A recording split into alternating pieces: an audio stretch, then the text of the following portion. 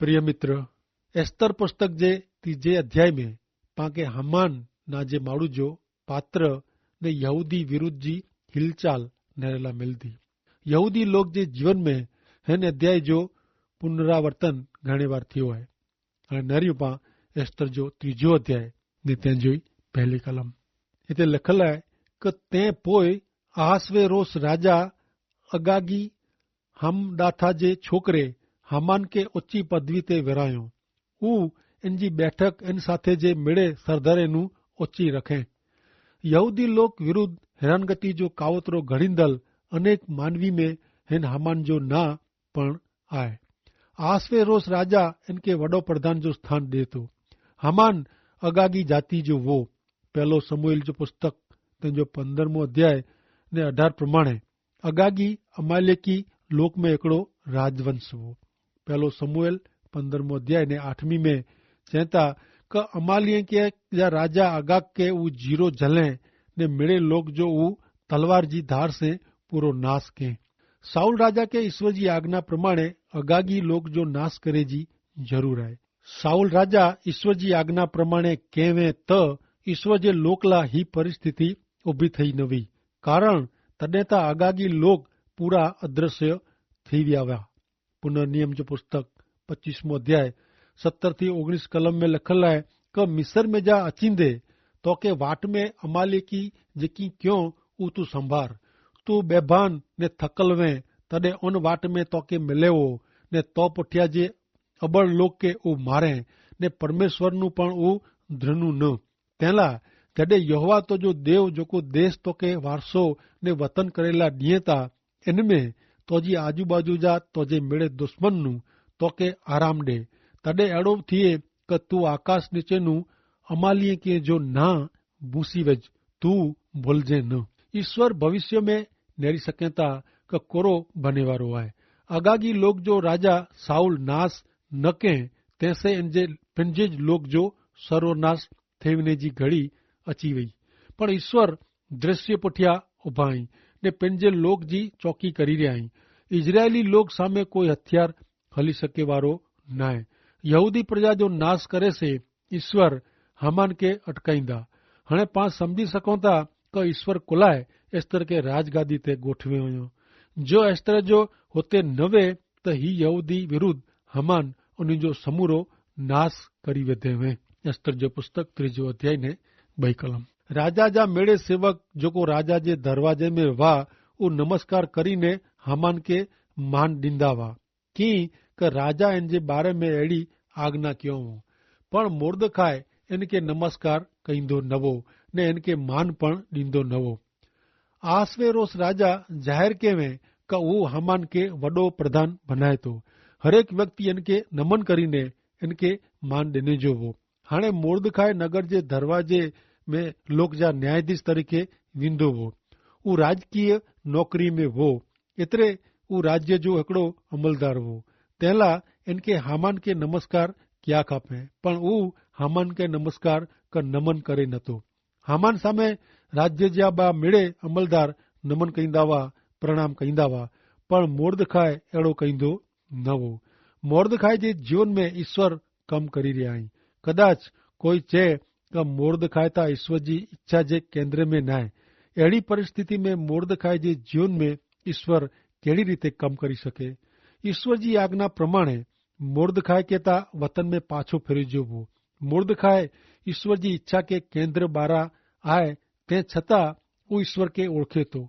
जकी एस्तर जे पुस्तक में मुर्दखाए किते पण ईश्वर के पुकार करे नथो ते छता चौक्कस ऊ ईश्वर के ओळखे तो। यहूदीला ईश्वर जो नियम घणे चोखो हो। ईश्वर सिवाय इनके बे कोई सामे नमस्कार का नमन करे जो न हो। हिन नियम प्रमाणे मुर्दखाए नामान के नमस्कार करे नथो। मुर्दखाए ने एस्तर ईश्वर जी आज्ञा प्रमाणे यरूशलेम पाछा फेरिया न। ते छता पंहिंजे लोक जो बचाव करेला ऊ बोए पंहिंजे जीव खतरे में रखेला तैयार थिया। 3 अध्याय जी 3 ने 4 कलम।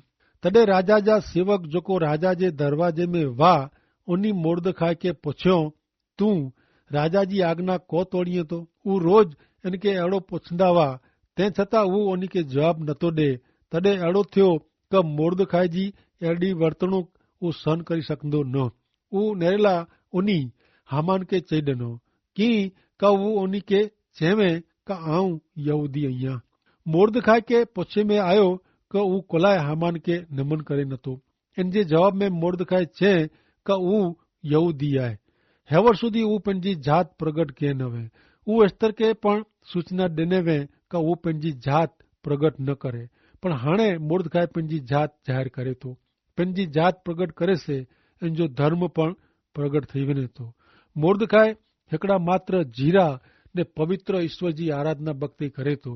हू कोई प्रतिमा वटे क अन्य कोई व्यक्ति सामे नमन करे नथो। पुनः नियम जो पुस्तक 6 अध्याय ने 4 कलम में लखल आहे क हे इसराइल सुण, यहोवा पंहिंजो देव उहो हिकिड़ो ज यहोवा आहे। मोर्दखाई हाणे ईश्वर जे पक्ष में ज़ाहिर रीते उभो रहे थो। इन जी इनके वॾी क़ीमत चुकवणी पवंदी। इनसे कदाच इनके नौकरी में जा पण कढी वेझे में अचे, कदाच इन जो जीव पण गिने में अचे। 3 अध्याय 5 ने 6 कलम। जॾहिं हामान नेरे क मोर्दखाई मूंखे नमस्कार करे नथो, तॾहिं इनके खार विया, पण हिकले मोर्दखाई ते हथ उगामणो इनके बरोबर लॻो न। की क मोर्दखाई किन जात जो आहे उहो इनके जणायो वो। तंहिंला हामान आसवेरोस राजा जे सॼे राज्य जे मेड़े यहूदीअ जो एतिरे मोर्दखाई जी सॼी क़ौम जो विनाश करे जी कोशिश करे थो ने नकी करे थो। हिन कलम में नेरी सघिजे थो क हामान कहिड़ो हल्को माण्हू आहे। मोर्दखाई ईश्वर जे पक्ष में उभो रहे थो, तॾहिं हिन सामे हामान शैतान जे माण्हू तरीक़े उभो रहे थो। हिन सॼी ॻाल्हि में पाके नेरला मिलंदो क हामान कहिड़ो हल्को माण्हू आहे। हामान हिकिड़ो ख़तरनाक पगलो भरे जो प्रयत्न करे थो, पण हू आसवेरोस राजा जे राज्य में वसंदल यहूदीअ जो विनाश करे जो पण प्रयत्न कईंदो। हामान खे ख़बर न हुई क ईश्वर इब्राहिम खे वचन ॾिनो हो क व्यक्ति जेको यहूदीअ खे आशीर्वाद ॾींदो इनके ईश्वर आशीर्वाद ॾींदा, पण व्यक्ति जेको यहूदीअ खे श्राप ॾींदो इनके ईश्वर पण श्राप ॾींदा। ईश्वर पंहिंजे लोक जी संभाल रखे जो वचन ॾिनो हुयो। ऐं ज्ञानेरियूं एस्तर जे 3 अध्याय जी 7 कलम। आसवेरोस राजा जे 12वें वरे जे पहले मास में एतिरे निसान मास में रोज ने हर मास ला चिट्ठियूं एतिरे पूर्व जे में आयो। 12वें मास जे एतिरे अदार मास जे 13वें ॾींहं ते चिट्ठी पई। हर रोज हामान जो गुस्सो वधंदो वञे थो। जॾहिं जॾहिं हू दरवाजे में जा पसार थींदो हो, तॾहिं हरेक व्यक्ति इनके नमन करे थी, पण मोर्दखाई ता नमन करे नथो। इन विषय मोर्दखाई कीक पगला भरे जो नकी करे थो। हामान खे जॾहिं ख़बर पई क मोर्दखाई इन जे धर्म जे कारणे इनके नमन करे नथो, तॾहिं हू सॼे राज्य में जा सॼी यहूदी प्रजा जो नाश करे जो नकी करे थो। हामान जादूगर वटा पूर्णा जी चिट्ठियूं विझाए जेथी हू मिली सके क वरे जे किन ॾींहुं यहूदीअ जो विनाश करणो। हामान ने जादूगर जाणदा न हुआ क इन में पण ईश्वर विच में पवंदा हस्तक्षेप कईंदा। चिट्ठीअ में वरे जो छिलो महीनो निकिरियो, जंहिंसे हामान जी कपटी योजना छती थियला रोके जो समय मिली सके।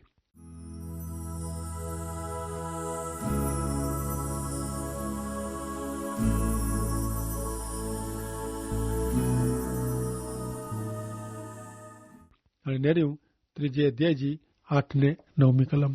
तॾहिं हामान आसवेरोस राजा के चए क तोजे राज्य जे मिड़े प्रदेश जे लोक में पसरेली हिकिड़ी प्रजा आहे, उन जा नियम मिणीनू अलॻि आहिनि।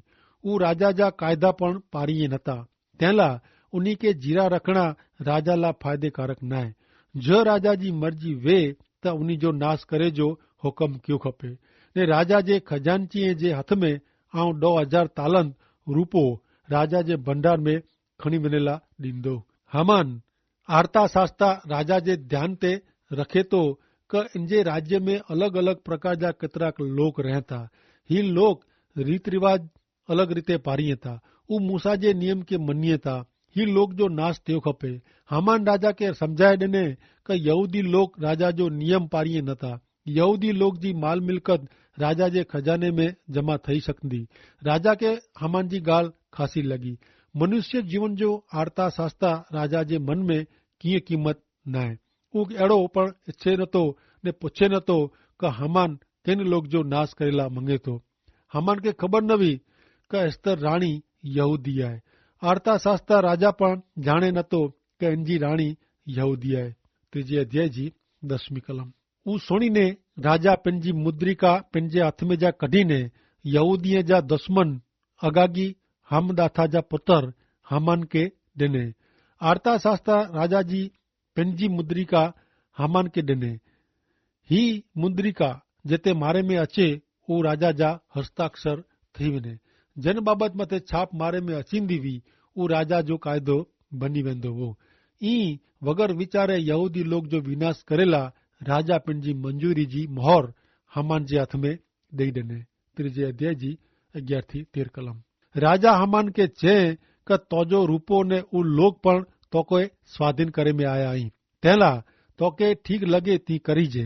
ते पोइ पहले मास जे 13वें ॾींहुं राजा जे चिटनीस के बुलाए में आया ने हामान जेको आज्ञा ॾिने इन प्रमाणे राजा जे अमलदार मते हरेक प्रांत जे एतिरे के प्रदेश जे सूबे ते ने हरेक प्रजा जे सरदार ते एतिरे के हरेक प्रदेश जी भाषा ने हरेक प्रजा जी भाषा प्रमाणे लिखी में आयो ने अहासवेरोस राजा जे नाम में वो हुकम लखाया ने राजा जी मुद्रिका ने इन ते मोहर करे में आवई एतिरे क छाप मारे में आवई।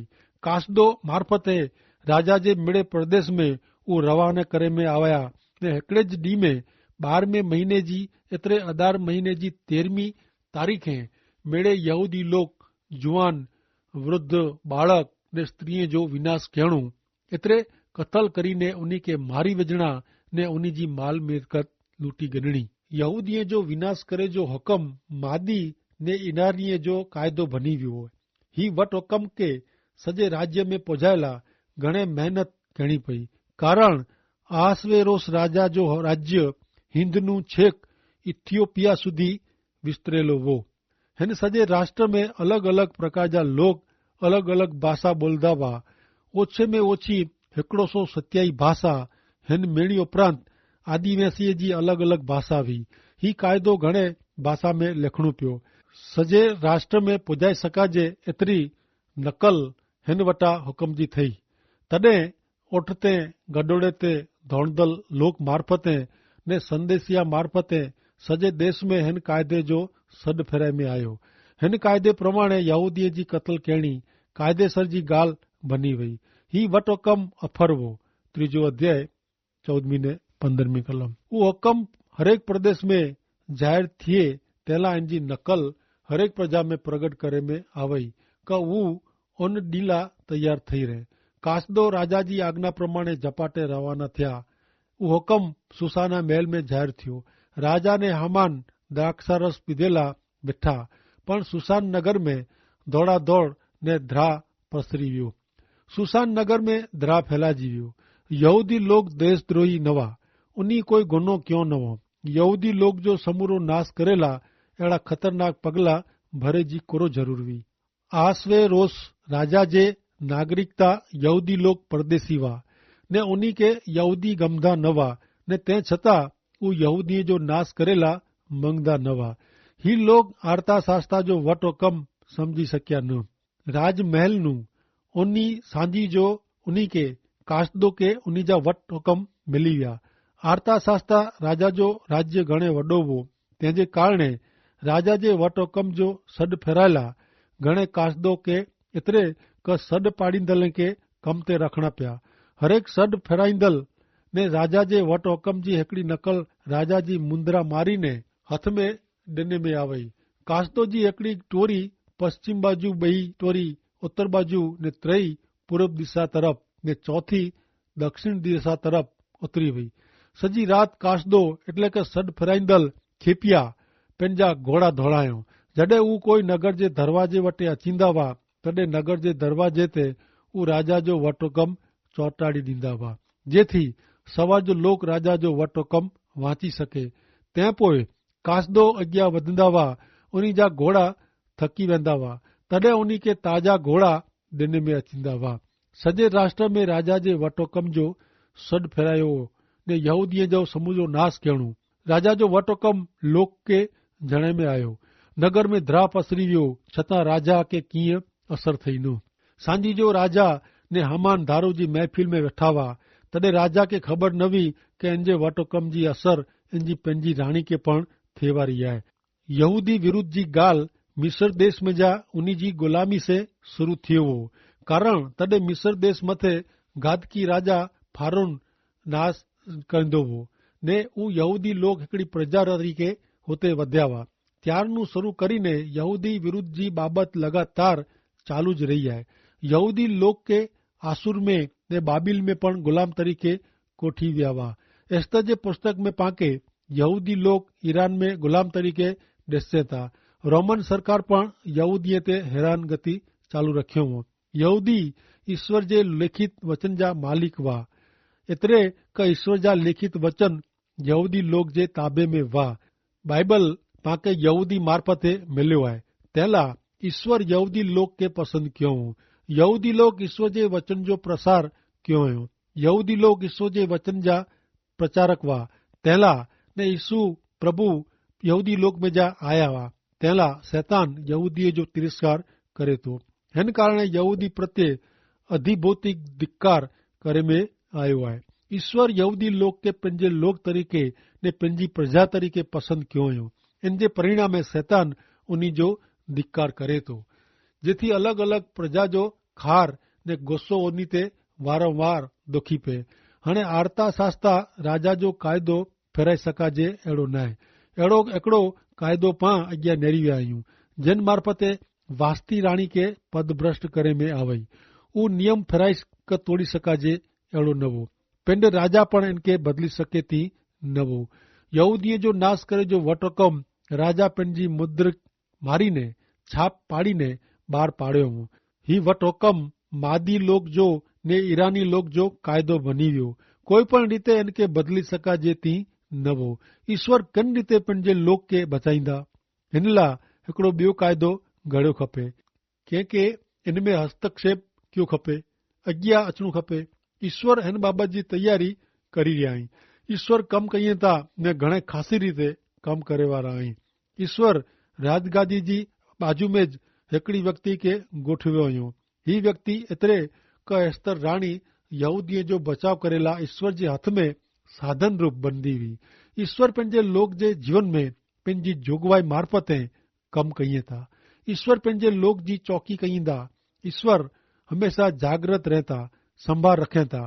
गीत शास्त्र जो पुस्तक 121 अध्याय में लिखल है क आऊं डूंगर ते मुंहिंजी अखियूं उची कईंदो, मूंखे क्यानू मदद मिले।